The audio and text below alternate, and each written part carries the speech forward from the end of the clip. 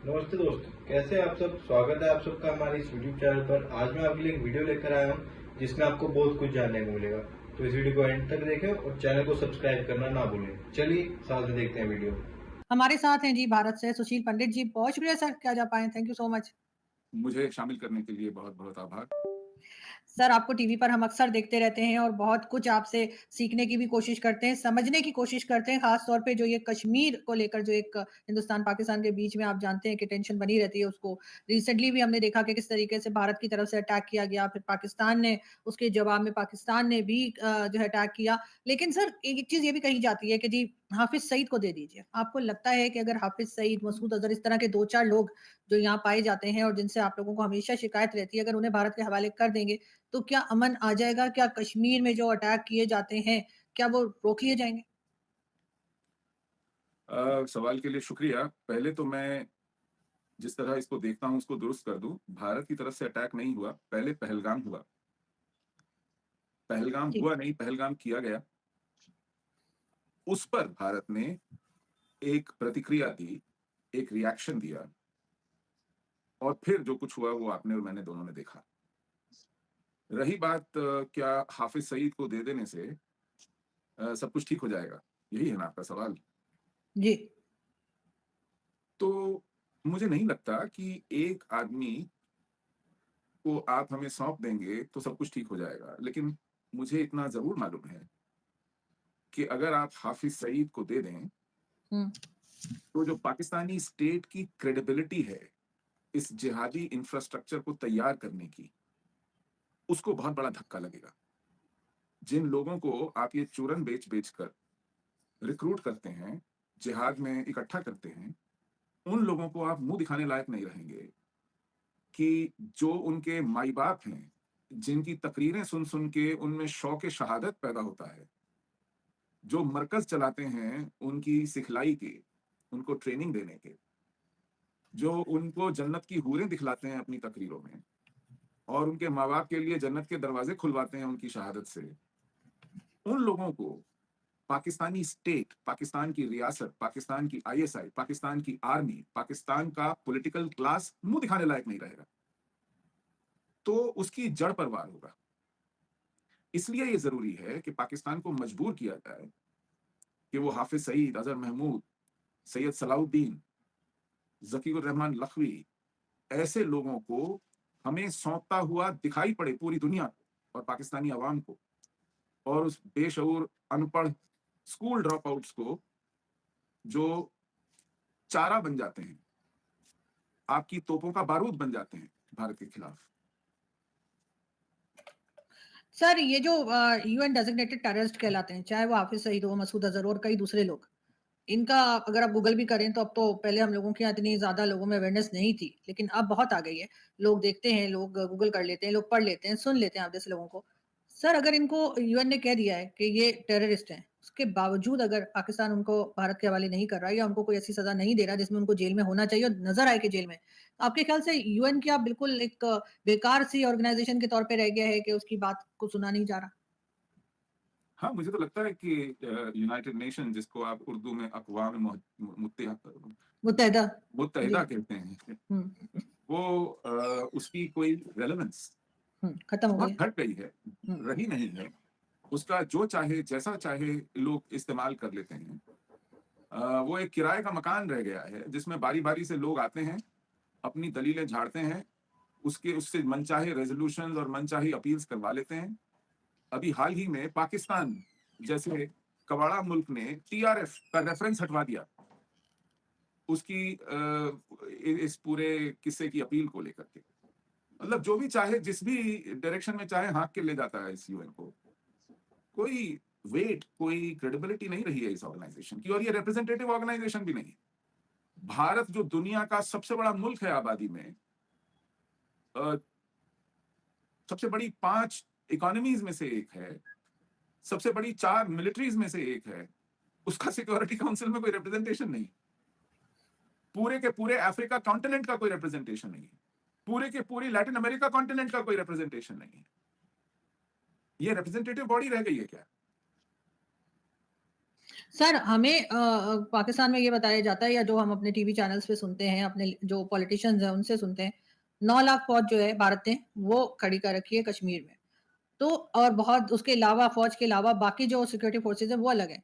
Sir इतना बड़ा वाक़या हो गया, लोगों को 27 के करीब लोगों को जो है वो ले जाकर उन्होंने ना सिर्फ़ ये कि कभी का कलमा पढ़ के बताओ, कभी कपड़े उतारो, कभी चेक करो। सर वहाँ पे सिक्योरिटी क्यों नहीं थी? जैसे हम कहते हैं ना बलूचिस्तान में जो ट्रेन हमारी हाईजैक हुई थी तो हमने बहुत सवाल उठाए अपनी गवर्नमेंट को कि जी सिक्योरिटी कहाँ थी? ऐसे कैसे बीएलए के लोग ले गए? तो सर ये एक लंबा प्रोसेस है कि आप 27 लोगों को एक साइड पर ले जाएँ घेर कर, फिर उसके बाद उनसे पूछें इस्लाम के बारे में या कलमा या कपड़े चेक करें उनके। तो सर उस वक़्त तक क्यों कोई नहीं पहुँच पाया बचाने के लिए? बिल्कुल वाजिब सवाल है आरज़ू जी, और इस पर हमारी सरकार को इसी देश ने कटघरे में भी खड़ा किया है। आज भी सवाल पूछे जा रहे हैं और इस पर तफ्तीश हो रही है, और इस पर सरकार का खुद कहना है कि एक सिक्योरिटी लैप्स हुआ है। ये सवाल वाजिब हैं किसी भी देश में जहाँ पर सिक्योरिटी को लेके सेंसिटिविटी हो। लेकिन ये सवाल तब वाजिब नहीं है जब आप दहशतगर्दों को बच निकलने का मौका देने के लिए ये सवाल पूछें, या किसी उस मुल्क को अपना पल्ला झाड़ देने का मौका देने के लिए ये सवाल पूछें कि अरे साहब, आपने कोताही की है। नहीं, आपकी कोताही भी नहीं है, आपने ये खुद किया है और फिर हम पर मलबा डाल रहे हैं। ऐसा करने के लिए ये बहानेदार सवाल चलेगा नहीं, क्योंकि सबसे पहली बात, हमारे पास आर्मी मुश्किल से 12-13 लाख है। अगर आप सोचते हैं कि उसमें से 9 लाख हम कश्मीर में डाल देंगे, तो जो बाकी की सरहद है पाकिस्तान के साथ, चाहे वो पंजाब है, राजस्थान है, गुजरात है, वहाँ क्या करेंगे?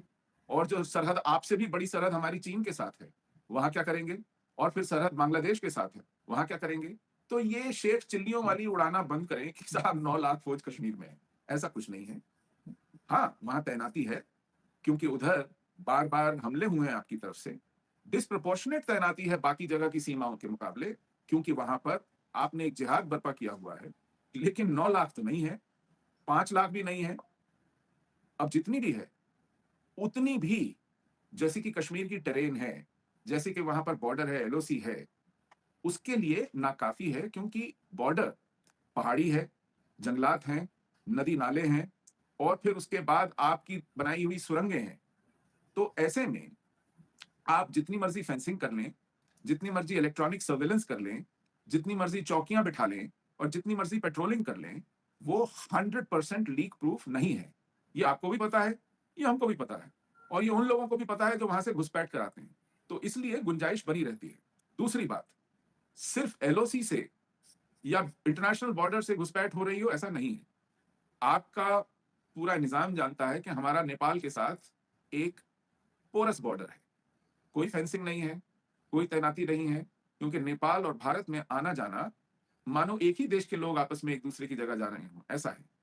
तो इस पोरस बॉर्डर का नाजायज़ फ़ायदा उठाया जाता है, नेपाल के रास्ते घुसपैठ कराई जाती है, और उसके बाद वो छुपते-छुपाते कश्मीर पहुँच जाते हैं, क्योंकि शक्ल-सूरत में, हाव-भाव में, ज़ुबान में हम लोग एक जैसे ही हैं। और ऐसा नहीं है कि हर आदमी की जामा तलाशी होती हो, शिनाख्त पूछी जाती हो इस इतने बड़े मुल्क में, 150 करोड़ के मुल्क में। तो ये आसान हो जाता है किसी दुश्मन के लिए अलग-अलग नए-नए रास्तों से कश्मीर पहुँचना, और फिर वहाँ जाकर इस तरह की हरकत करना, इस तरह की वारदात करना। इश्यू ये है कि ये वारदातें कौन करा रहा है, क्यों करा रहा है, इनका मौक़िफ़ क्या है, ये करना क्या चाहते हैं, अचीव क्या करना चाहते हैं, और वो सबके सामने साफ़ है। वो पाकिस्तान के रवैये से भी साफ़ है, सर पाकिस्तान अचीव में क्या होने वाली होगा इससे? तकरीरों से भी साफ़ है। जी, आज़ू जी। जी, सॉरी सर आपकी बात काटी थी, मैं ये कह रही थी सर इससे अचीव क्या होगा? दूसरा सर अगर कोई चोर करता है, अगर आपको किसी पे शुबा हो, किसी ने आपके घर में चोरी की है, तो आप उसको कोर्ट में लेके जाते हैं और अदालत के ज़रिए सबूत देते हैं, उस अदालत को, उस चोर को नहीं, कि तुमने ये चोरी की है, वो तो कभी नहीं मानेगा। तो सर यहाँ पर क्या होता है कि हम एक-दूसरे के ऊपर इल्ज़ाम लगाते हैं। हम साबित नहीं कर पाते या मानते नहीं हैं, चाहे वो पाकिस्तान हो, चाहे वो हिंदुस्तान हो या कोई भी कंट्री हो, वो कहते नहीं हमने नहीं किया। कोई तीसरा आप समझते हैं ऐसा है जो बीच में आ सकता है जिसको सबूत दिए जाएँ और वो फिर उस जिससे भी शिकायत है उसको कहे कि भई आप अपने यहाँ ये चीज़ें सही करें। ऐसे तो आप लोग बहुत सालों से कह रहे हैं, सर 5 साल तो मुझे हो गए टीवी चैनल्स पे आते हुए। हम वही बातें आपने देखा है रिपीट करते हैं। कभी हम इन टेररिस्ट की बात करते हैं, कभी इंडिया-पाकिस्तान की बात करते हैं, लेकिन हल हम में से किसी के पास भी नहीं है। चलिए, मैं आपकी बात मान लेता हूँ। आपको 5 साल हुए, मुझे 15-20 साल हो गए। उससे भी पहले, जब 1947 में 20-22 अक्टूबर को पाकिस्तान हमलावर हुआ था कश्मीर में, तब इन्होंने कहा था कि हमारा इससे कोई लेना देना नहीं है, ये आपके यहाँ लोग उठ खड़े हुए हैं पाकिस्तान जाने की जिद को लेकर और हिंदुस्तान के खिलाफ। तब एक ऑस्ट्रेलियन जज थे सर ओवन डिक्सन, वो भारत भी आए, हुँ। पाकिस्तान भी आए। भारत जब आए थे तो उनको हमने सबूत दिए कि ये जो हमने पकड़े हैं प्रिजनर्स ऑफ वॉर जिनको कहते हैं, ये इनकी शिनाख्त है, ये पाकिस्तान के सिपाही हैं, ये इनका रैंक है, ये इनकी रेजिमेंट है, ये इनका नाम है, ये इनकी तस्वीर है, ये इनके हथियार हैं, ये इनकी वर्दी है, ये सब दिया। तब पाकिस्तान के पास जब वो लेकर के गए ये सबूत, तो पाकिस्तान ने कहा अरे ये तो हमारे यहाँ छुट्टी पर हैं, ये अपनी पर्सनल कैपेसिटी में वहां गए हैं क्योंकि इनसे देखा नहीं गया वहां के मुसलमानों पर तशद्दुद होते हुए, जबरदस्ती होते हुए। तो ये रवैया है पाकिस्तान का जब कोई थर्ड पार्टी आती है। रही बात हमारी, हमने सबूत कब नहीं दिए, हमने तो जिंदा अजमल कसाब पकड़ करके दिखा दिया आपको।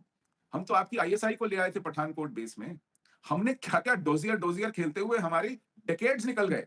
सर मैं भी बहुत तो ये सबूत कह दिए। रही हूँ ना, सर हम नहीं मानेंगे। बात सुनिए आरजू जी, आप पंजाबी समझती हैं ना? थोड़ी-थोड़ी जी। पंजाबी में एक जुमला है, मरे और मुकरे का कोई इलाज नहीं। हुँ। तो जो मुकर जाए मुंह पे, उसको आप सबूत देते रहिए, उसका सबूत से कोई लेना देना नहीं है। और इंडिया को अब इस पर वक्त खराब करने की जरूरत नहीं है। इस बात को हिलरी क्लिंटन आके आपको कह गई कि अपने आंगनों में पिछवाड़ों में सांप पालना बंद कीजिए। मेडलिन ऑलब्राइट आकर के कह गई कि stop being a migrant to the world. हुँ। ये दोनों सेक्रेटरीज ऑफ स्टेट थे, एक क्लिंटन की और एक ओबामा की, और ये दे were about 15 years apart. Madeline Albright 97 में आकर कह गई, हिलरी क्लिंटन 2012 में आके कह गई। तो ये हम लोग नहीं कह रहे थे, ये वो लोग कह रहे थे। और आपके खुद डिफेंस मिनिस्टर तो कबूल गए हैं कि ये तो हमारा पेशा है, हमको तो कोई भी किराए पे लेके ये काम कराता रहा है, हम तो अमेरिका के लिए ये काम करते रहे हैं, यूरोप के लिए ये काम करते रहे हैं, किस किस को क्या क्या सबूत चाहिए। अब आप तो मानते हैं और आप इन्हें पालते हैं। आप दाऊद को पाले बैठे हैं, आप के यहाँ मुल्ला उमर पकड़ा गया, आपके यहाँ ओसामा बिन लादेन पकड़ा गया, आपके यहाँ मुल्ला उमर का जो नेक्स्ट इन कमांड था, जो उसका वारिस बना मुल्ला अख्तर मंसूर, वो मारा गया। ये इसमें और कितने सबूत चाहिए दुनिया को और आपको, और सबूतों को आप करेंगे क्या? सर आज हमें तक किया सबूत क्या नहीं है चाहिए। सबूतों का आपने? हुँ? नहीं, नहीं सर सबूत नहीं चाहिए, हम तो मानेंगे ही नहीं। मैं तो खुद ये कह रही हूँ ना कि हाँ। आपको किसी तीसरे के सामने सबूत देना चाहिए, इसलिए कि पाकिस्तान तो यही कहेगा कि नहीं हमने नहीं किया। नहीं, नहीं, अब मैंने कहा वो अपने तीसरा भी होके देख लिया जब जस्टिस ओवन डिक्सन ने सबूत दिए और यूनाइटेड नेशन सिक्योरिटी काउंसिल ने पाकिस्तान को हमलावर घोषित किया और यूनाइटेड नेशंस के रेजोल्यूशन पास हुए जिनकी दुहाई पाकिस्तान आज देता है। उन रेजोल्यूशंस में पाकिस्तान को कहा गया कि डीमिलिटराइज कीजिए, पीओके खाली कीजिए। किया खाली पाकिस्तान ने। उसके बाद 1950 में एक रेजोल्यूशन आया, पाकिस्तान ने कहा नहीं आप पहले इंडिया को बोलिए, तो 1950 का रेजोल्यूशन आया कि चलिए इंडिया और पाकिस्तान एक बार इकट्ठे खाली करेंगे। फिर पाकिस्तान मुकर गया, कहा कि नहीं नहीं मान तो जाते हैं, लेकिन ये जो यहाँ प्लेबिसेट होगा ये कैसे फ्री एंड फेयर हो, मतलब बहाने बनाने की भी हद होती है। तो आप किसकी बात माने हैं आज तक? आप किस तीसरे चौथे पांचवें आदमी को? अल्लाह मियां तो आकर के बैठेंगे नहीं यहाँ तराजू लेके के देखें किसका वजन ज्यादा है किसका कम है। तो ये ढिठाई चलने वाली नहीं है और इंडिया अब इस पे वक्त खराब करने वाला नहीं। इंडिया ने तय कर लिया है कि हमारे यहाँ कोई जिहादी हरकत हुई और पाकिस्तान पे कहर टूटा। मोटी बात। सर आपके यहाँ कश्मीर में अंदर भी तो कुछ ऐसे लोग हैं ना, जो सपोर्ट करते हैं इस तरह के लोगों को, इस तरह के अटैक्स को। जब तक वो सपोर्ट ना करें, घर के अंदर से जब तक कोई ना करे, बाहर वाला अंदर नहीं जा सकता, ना ही कुछ कर सकता है। इस पे आप क्या कहेंगे? बिल्कुल ठीक है, बिल्कुल ठीक कह रहे हैं आप। कश्मीर में थोड़े बहुत नहीं, बड़ी तादाद में ऐसे लोग हैं जो पनाह देते हैं, जो रास्ते दिखाते हैं, खिलाते पिलाते हैं, छुपने की जगह देते हैं, भागने के रास्ते दिखाते हैं, रेकी करते हैं, लॉजिस्टिक्स प्रोवाइड करते हैं, सब कुछ करते हैं, है ना? कहाँ नहीं हुए दुनिया में आज तक, मुझे बताइए। पाकिस्तान में ऐसे लोग नहीं हैं जो ऐसा करते हैं आपके मुल्क के खिलाफ।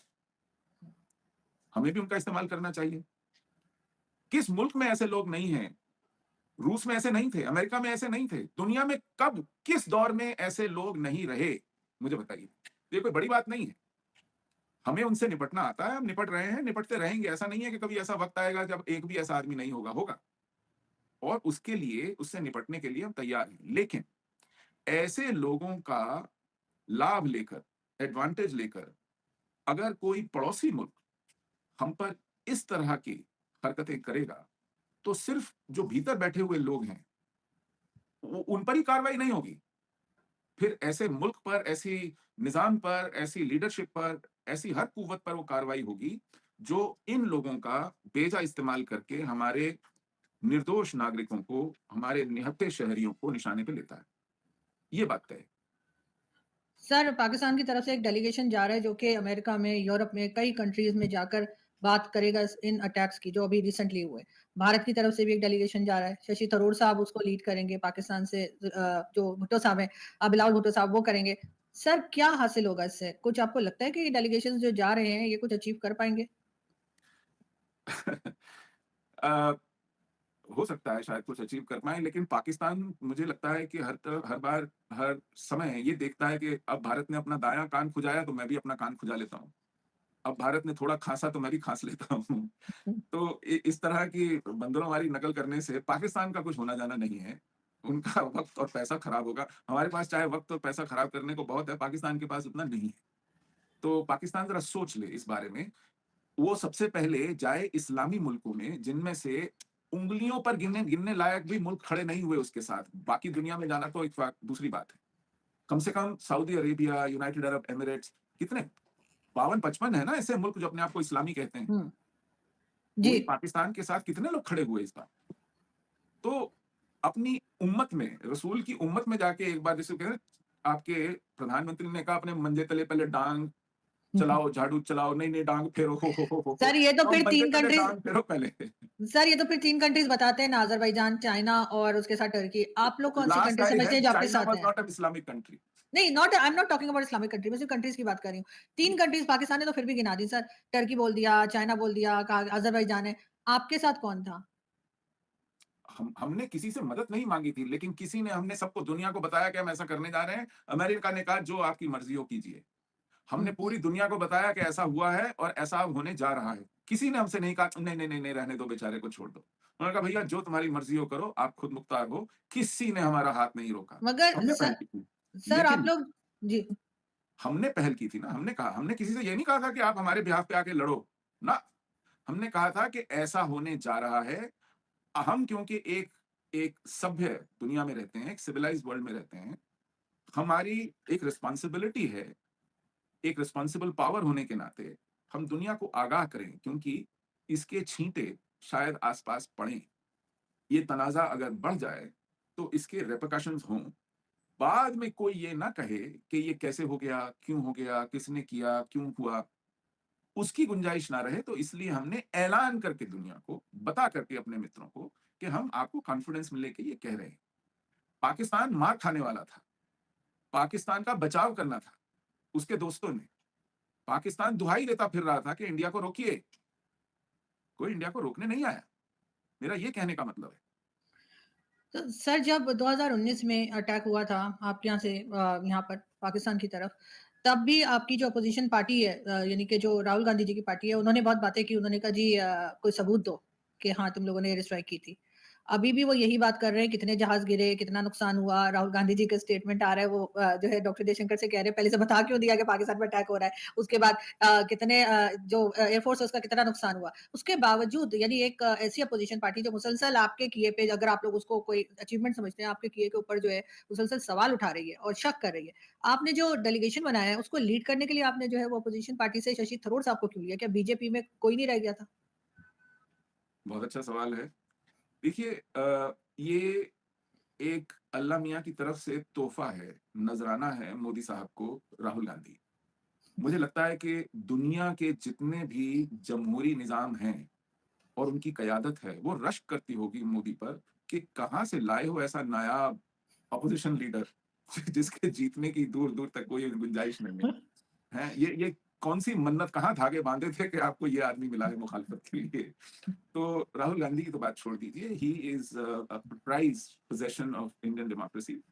अ, ये मैं थोड़ा मज़ाकिया लहज़े में कह रहा हूँ, but it's a tragedy, it's a misfortune that our democracy lacks viable options and alternatives. We are poor. Not that Pakistan is very rich. हमारे पास alternatives की कमी है ना। आपके पास तो ऐसा भी कोई नहीं है जिसका आप alternative ढूँढ सकें। मतलब यू हैव, म आप मगर आप सर इतनी बड़ी बीजेपी पार्टी सर कितने ही लोग हैं, नहीं, मैं अब उनमें से उस पर आप भी आता हूँ। मैं उस चुन पे भी के आता शशि थरूर साहब जी। हूँ। उस पे भी आता हूँ। शशि थरूर साहब हमारी पार्लियामेंट में जो एक्सटर्नल अफेयर्स के ऊपर स्टैंडिंग कमिटी है, उसके चेयरपर्सन हैं। हुँ। वो उसको हेड करते हैं। हम लोग दुनिया में जा रहे हैं उस एक्सटर्नल अफेयर्स की स्टैंडिंग कमेटी जो पार्लियामेंट की है उसके हेड की क़यादत में। दूसरी बात, वो हमारे ऑपोजिशन के लीडर हैं। मैसेज ये जाता है कि यह देश मुत्तहिदा है, एकमत है, यूनाइटेड है इस इश्यू के ऊपर। तीसरी बात, उनके पास एक्सपीरियंस है। वो यूनाइटेड नेशन के अंडर सेक्रेटरी जनरल रहे हैं, इंटरनेशनल डिप्लोमेसी को अच्छे से समझते हैं।